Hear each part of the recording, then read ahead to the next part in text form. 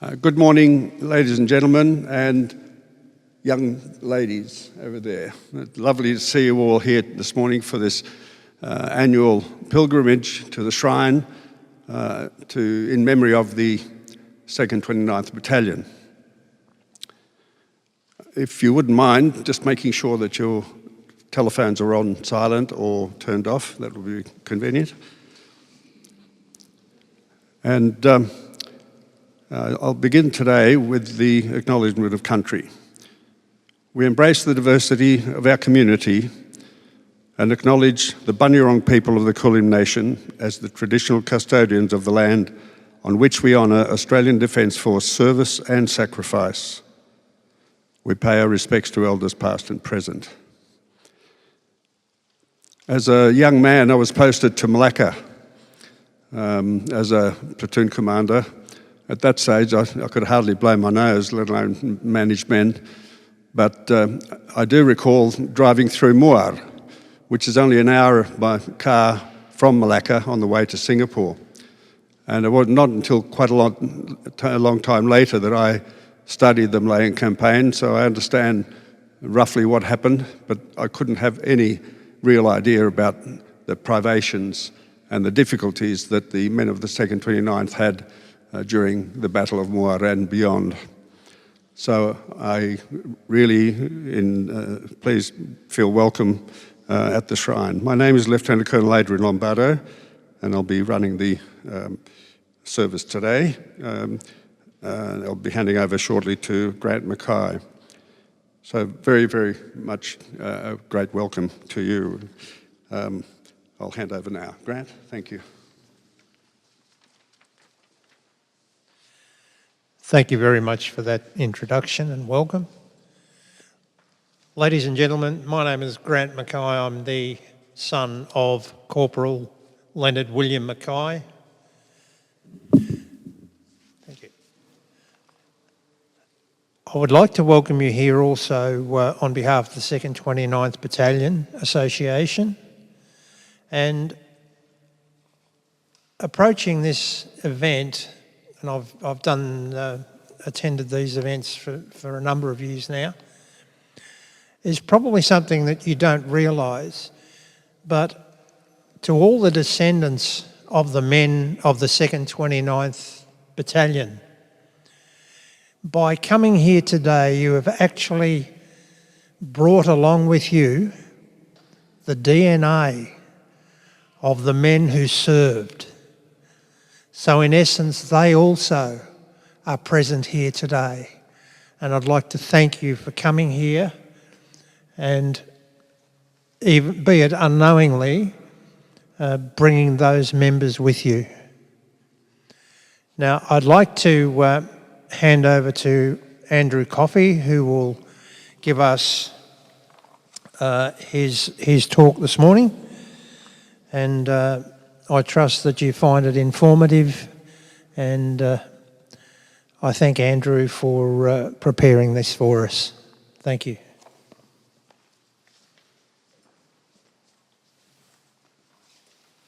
Thank you, Grant. Good morning.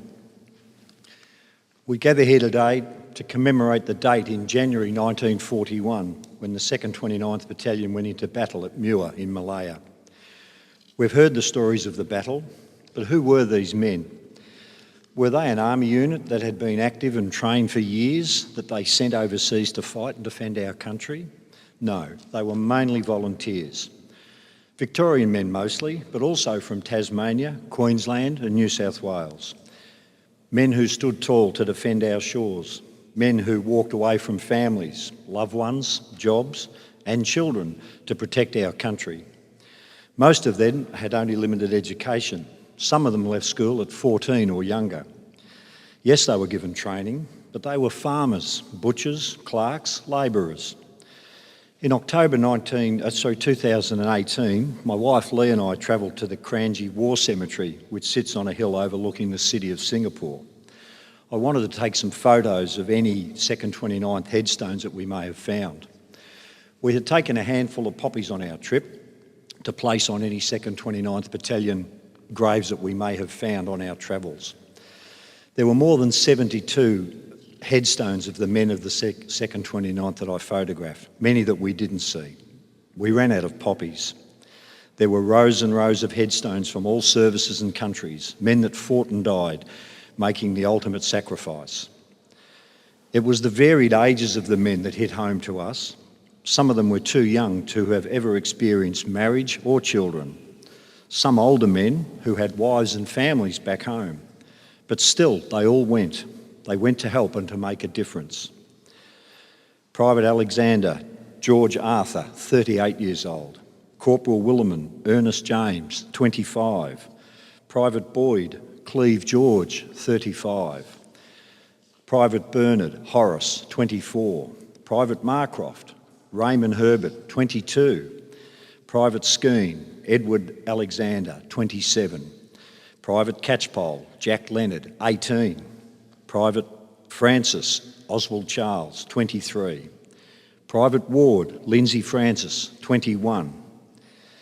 And what about the men that survived and came home? Why did they join? For many, it was the first constant employment that they'd had. Some joined up for a better life. Many lied about their ages.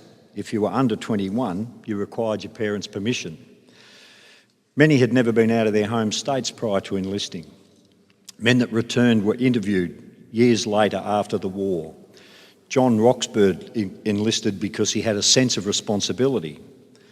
Slim Nelson left school at 13, worked harvesting peas, digging potatoes and trapping rabbits before he joined. Jack Barclay left school when he was 11, trapped rabbits.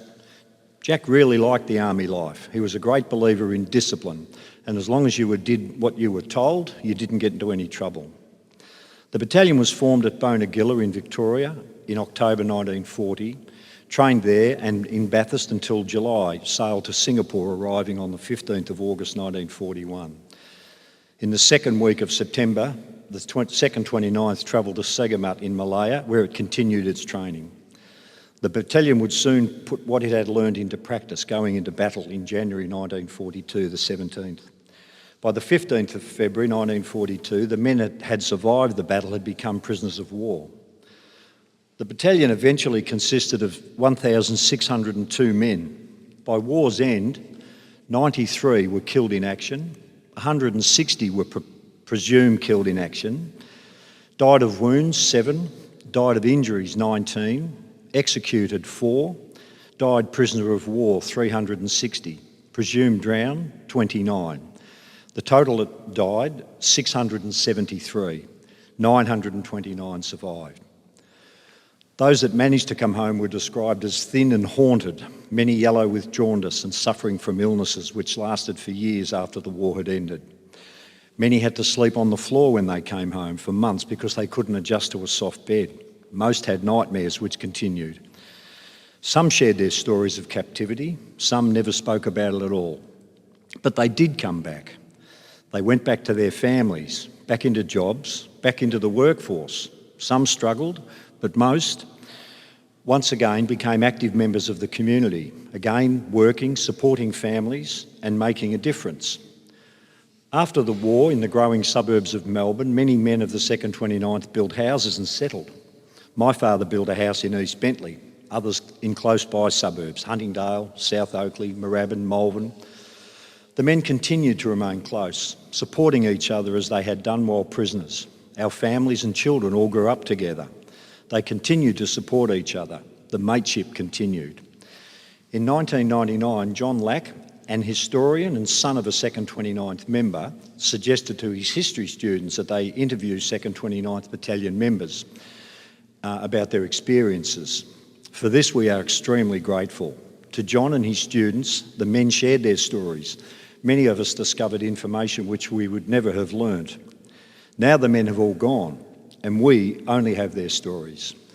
We have the ones that managed to return and those who didn't to thank for all of us being here today. Our lives were shaped by them, those that returned and those who made the ultimate sacrifice. At the going down of the sun and in the morning, we will remember them. Thank you. Shrine Guard, take post.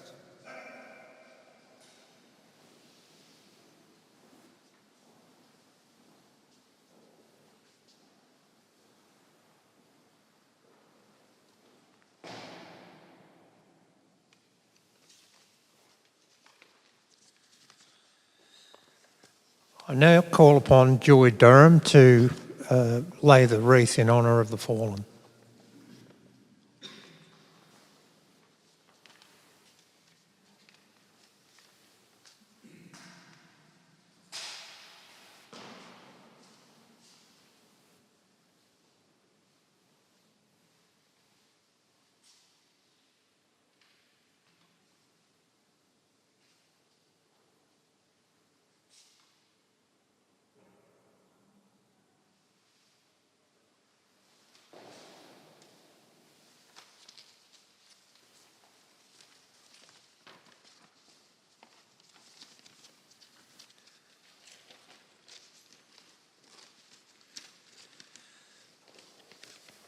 I now call upon Janine Shottle to cite the Ode of Remembrance.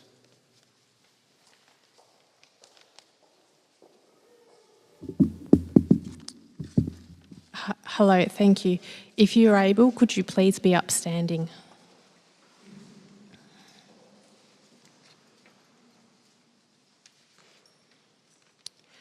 They shall grow not old as we that are left grow old. Age shall not weary them, nor the years condemn. At the going down of the sun and in the morning, we will remember them. We will remember them.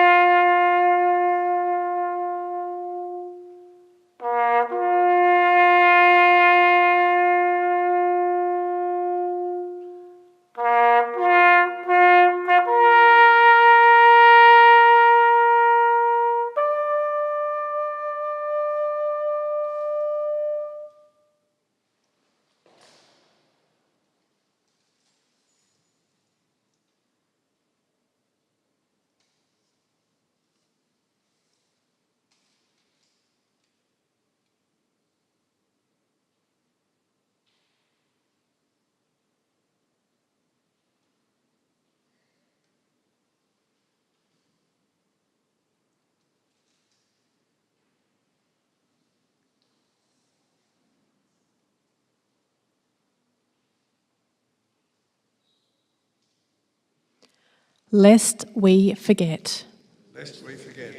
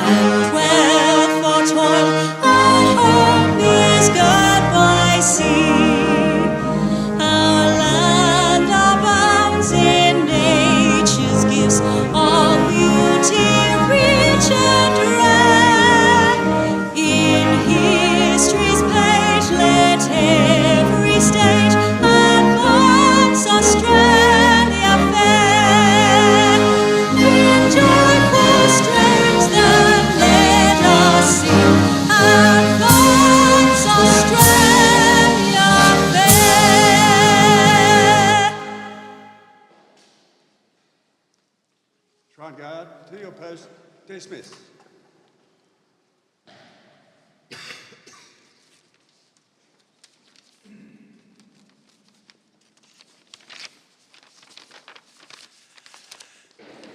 The service is now concluded. Anyone who would care to place a poppy in the shrine, please do so now. Thank you.